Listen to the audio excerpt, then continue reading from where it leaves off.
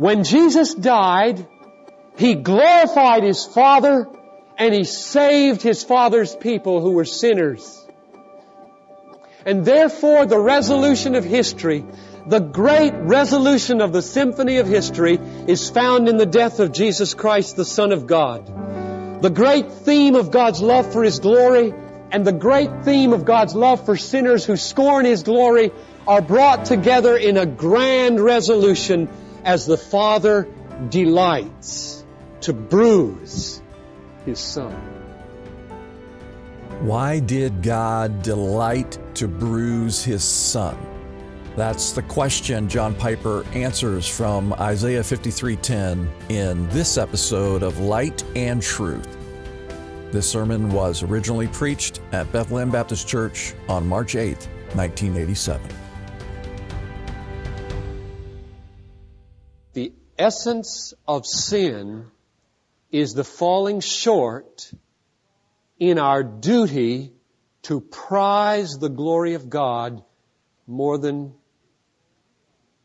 houses, spouses, computers, VCRs, new cars, better resumes, money, prestige, alcohol, drugs, sex, sunshine, health, church, everything. Sin is failing to prize the glory of God above all things. Those are the people that God has chosen to save. And even after He saves us, we just keep on dishonoring Him too in our sin. So the troubling thing is that God gets so enthusiastic about doing us good. It's a strange thing that God with omnipotent energy sings and rejoices over doing good to sinners whose sin belittles the glory that He loves with all His might. This is troubling. It's schizophrenic on the face of it. The Bible makes God out to be a God who loves His name, who loves His glory, who loves His reputation, who pours all of His energies into exalting His glory. And the Bible makes God out to be a God who with omnipotent energy rejoices over doing good to sinners who trample His glory in the dirt. This is troubling. This is strange. It's like a piece of music. The Old Testament up to Jesus Christ is like a piece of music that's so full of dissonance that you can't figure out what the resolution is going to be. It just begs for some harmonious resolution. You've got God exalting His glory, and you've got God loving sinners who hate His glory, and they don't fit.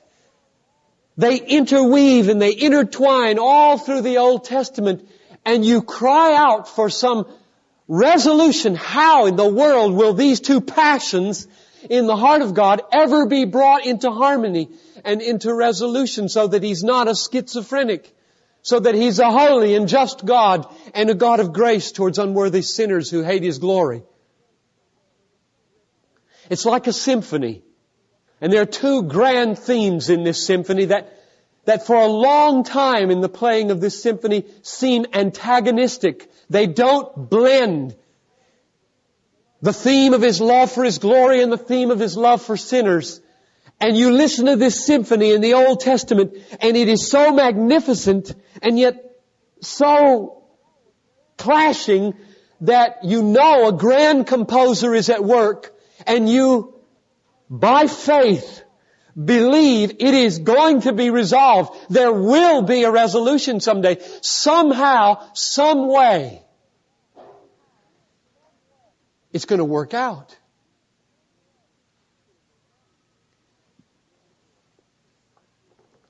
Again and again, Right through the Old Testament, these two themes carry the symphony along.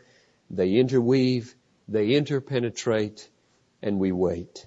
And like most good symphonies, I suppose, a composer gives hints, foretastes, allusions to what the symphony will sound like in its resolution, in harmony. And that's what God did in the Old Testament. It's called prophecy. There are foreshadowings, there are types of what is to come. And I want to look at one of those with you. There is a magnificent sound in Isaiah 53. And for those who have ears to hear, this is an incredible foretaste. In fact, I hope that many of you have Jewish friends and colleagues, and that you will listen to this message with two kinds of ears, a Jewish ear and a Gentile ear, with the hope that maybe you will see something here that will give you a way to talk to them. It is an amazing prophecy. I mean, this ought to strengthen your faith in an unusual way this morning because of the way this prophecy, 700 years before the fulfillment in Christ, spelled out what our Lord accomplished. We're going to focus on verse 10, but before I read it, I want to justify a couple of words that I'm going to translate differently from the RSV and the NIV. To do that, I want to show you two verses outside this text in Isaiah. The first one is chapter 1, verse 11. In chapter 1, verse 11, the Lord is speaking. He's indignant with His people because of their empty worship. And He says, verse 11 of chapter 1, "What to me is the multitude of your sacrifices, says the Lord. I have had enough of burnt offerings, of rams and the fat of fed beasts. I do not delight in the blood of bulls or of lambs or of he-goats." Now notice the word delight. I do not delight in them. That is the verb used in the first line of Isaiah 53:10, where it says in the RSV, it was the will of the Lord. It ought to be translated, I think, was the delight of the Lord. It was the pleasure of the Lord. Or traditionally would be fine, the Lord was pleased, or it pleased the Lord to bruise Him. The word carries this emotional freight. It's used again in the last line as a noun. To see this, look at Isaiah 62:4, where this noun form of this word occurs. In Isaiah 62, verse 4, in one of these glorious words of hope that God gives to His people, He says, "You shall no more be termed forsaken, and your land shall no more be termed desolate, but you shall be called," and here it is, "My delight is in her, and your land married, for the Lord delights," there's the verb again, "in you, and your land shall be married." So the noun is found in this phrase, "My delight is in her." That will not work if you say, "My will is in her." But that's the word, the very word used in the last line of verse 10 in Hebrews 53:10. The delight of the Lord will prosper in His hand. The pleasure of the Lord will prosper in His hand. And it's clearly picking up on the word in line 1. So let me translate the verse now and read it. The Lord was pleased, or the Lord took pleasure, to bruise His Son, to bruise Him. He has put Him to grief or caused His pain. When He makes Himself an offering for sin, He shall see His offspring. He shall prolong His days. And then picking up on the word from line 1, the pleasure of the Lord shall prosper in His hand. Now this is a magnificent prophecy of our Lord. Notice three things that are prophesied. The bruising of the Son, the servant, is clearly the crucifixion of Jesus. The prolonging of His days, what is that but His resurrection to endless life after He is killed? And the offspring that He will see, who are they but those who are begotten of God through the resurrection and the death of Jesus Christ. It's a magnificent portrayal of what's coming in Jesus Christ. But what I want you to focus on with me is this. God is at work in this verse. It was the will of the Lord and the pleasure of God the Father to bruise His servant, the Son. Jesus was not swept away onto Calvary by the accident of wicked men. God bruised His own Son. Why? He did it to resolve the tension between His love for His own glory and His love for sinners. Look at verse 6. We'll get a hint of this. All we like sheep have gone astray. We have turned every one to his own way. And the Lord, God the Father, has laid on Him, God the Son, the iniquity of us all. Now notice two things. First, the Lord is still at work. It is the Lord who lays on the servant sin. And second, notice that it has to do with sin and iniquity. The bruising of the Son was owing to the fact that God dishonoring sin cannot be swept under the rug. You see, if you came to the gospel fresh for the first time and you hadn't heard it 100 times, and you heard that a father was going to kill his son in order that he could forgive me, you would probably raise the objection, wait a minute. Why don't you just let bygones be bygones? Why don't you just forgive us? Why in the world do you kill your son? Can't you just let bygones be bygones? So you see what problem it poses us with. Why can't God just let bygones be bygones? Because He loves His glory. And sin is the trampling of His glory in the dirt. He cannot sweep sin under the rug as though it didn't matter. It matters infinitely.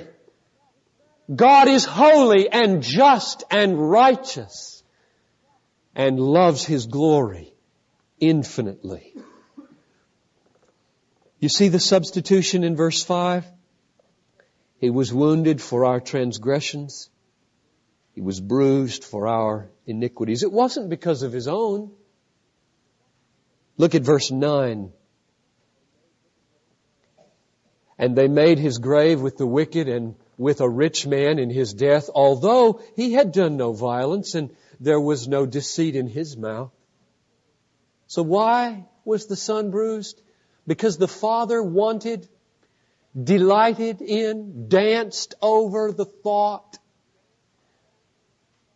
that we might be saved, healed, forgiven. And yet He was righteous. What does righteousness mean? When you say God is righteous, and Jesus was a demonstration of His righteousness in Romans 3:25, what do you think of? This is what I think of. God is righteous in that He always, with infinite, omnipotent energy, loves what is most worthy. If He were to cease loving what is most worthy of love, He would be an idolater and unrighteous. And what is most worthy is the glory of God. And therefore God's righteousness is His unswerving allegiance to always preserve, display, and uphold the glory of His name. If He were to ever retreat from the upholding of the glory of His name, the universe would vanish out of existence. There would be nothing but injustice in all the world. But we are sinners. And what is sin? Sin is preferring to glorify something more than God by setting our affections upon it. So here we have it. We have a righteous God whose passion is to glorify His name. And we have a God whose passion is to save sinners who trample His name in the dirt every day of their lives. This is troubling. And the resolution is found in the bruising of the Son. And not just the bruising of the Son, but verse 10 says, the Father's pleasure was to bruise the Son. Is that possible? Can you fathom such a thing? That God would delight in the crucifixion of Christ? Let me suggest two senses in which I think He does.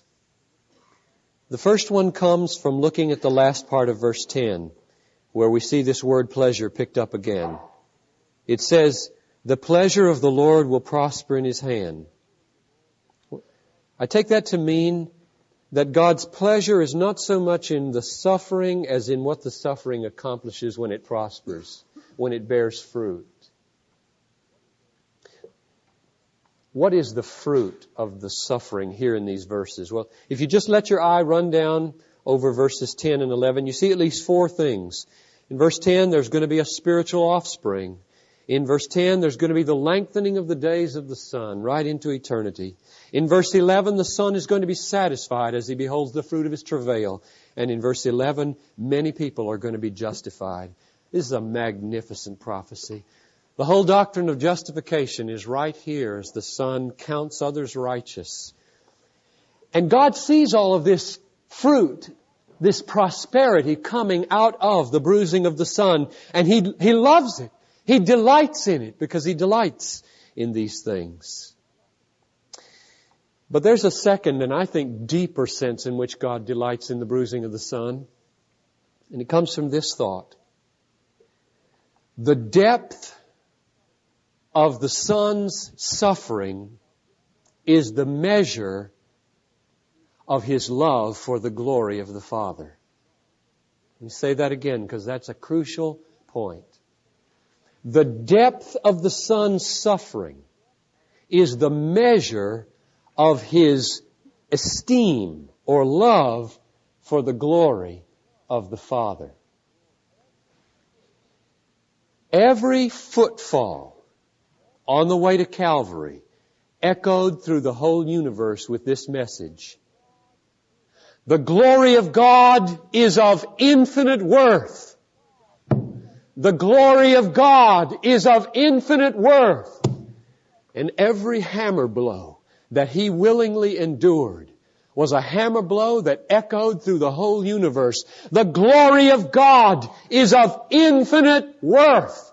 And since God values His glory above all things, when He looked upon those hammer blows and those footfalls, He was pleased. He delighted in the message that the suffering of the Son sent through this universe. And when He forsook the Son and handed Him over to the curse on the cross and didn't lift one finger to help Him bear the load of our sin, He had not ceased to love His Son. For with every blow on His hand, with the thrust in His side, with every heave on the cross, he heard the message loud and clear. Worthy, worthy is the glory of my Father. So the depth of the Son's suffering was the measure of His love for the Father's glory. The Father loves His glory above all things and therefore was pleased with the bruising of the Son. Listen to this word from Jesus. John 10, I lay down my life for the sheep. For this reason the Father loves me, because I lay down my life and I will take it again. Why was the Father in love with the Son at Calvary? Because He was laying down His life for the sheep. And then listen to these words from John 17. Father, I glorified Thee on the earth, having accomplished the work which Thou gavest me to do. In other words, when Jesus died, He glorified His Father and He saved His Father's people who were sinners. And therefore the resolution of history, the great resolution of the symphony of history, is found in the death of Jesus Christ, the Son of God. The great theme of God's love for His glory and the great theme of God's love for sinners who scorn His glory are brought together in a grand resolution as the Father delights to bruise His Son. Let me close with a story. Once there was a land full of people who were enslaved by a foreign and wicked prince.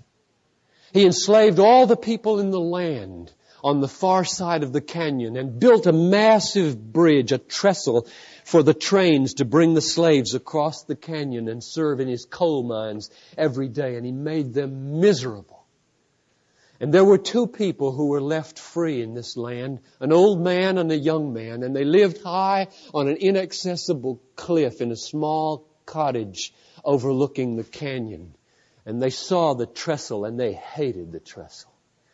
And they saw the people and they loved the people. And they planned to blow up this bridge. They were going to blow this bridge to smithereens one night.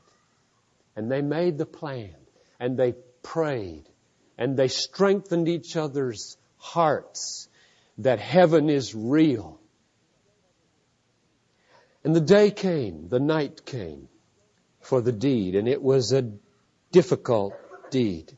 Because they had noticed that the trekking of the guards and the flashing of the lights were such that one could get onto the bridge, plant the explosive in the vulnerable spot, but could never get off the bridge before he was seen. Nevertheless, they resolved that the younger would blow the bridge up. He would detonate it himself to make sure the bridge went. The night came. And they were at a little table in the cottage, preparing themselves for the deed. They made their last discussions and they prayed together. They strengthened each other's hands in hope. And then they stood from the table, folded their maps and embraced each other. And the younger went to the door, the explosive strapped to his back. And he turned and he looked at the old man and he said, "I love you, Father." And the old man took a deep breath with joy in his heart and said, "I love you too, son." Let's pray.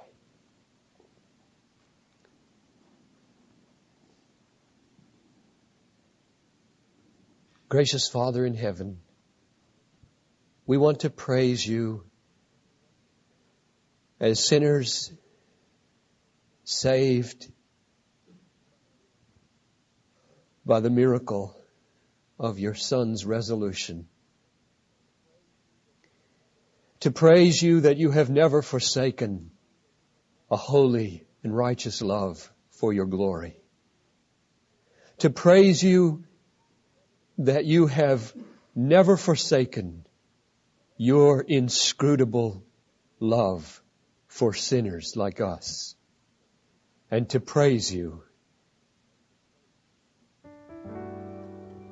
that you were pleased to bruise your Son for our sake and for the sake of your great and holy name. Amen. This is Light and Truth, God-centered preaching to help you see Christ clearly and treasure Him truly. I'm your host, Dan Kruver. Thank you for listening. On our next episode, John Piper continues our 12-part series, What Makes God Happy, with a sermon titled, God's Delight in Our Hope. I hope you'll join us. For more resources, visit desiringgod.org.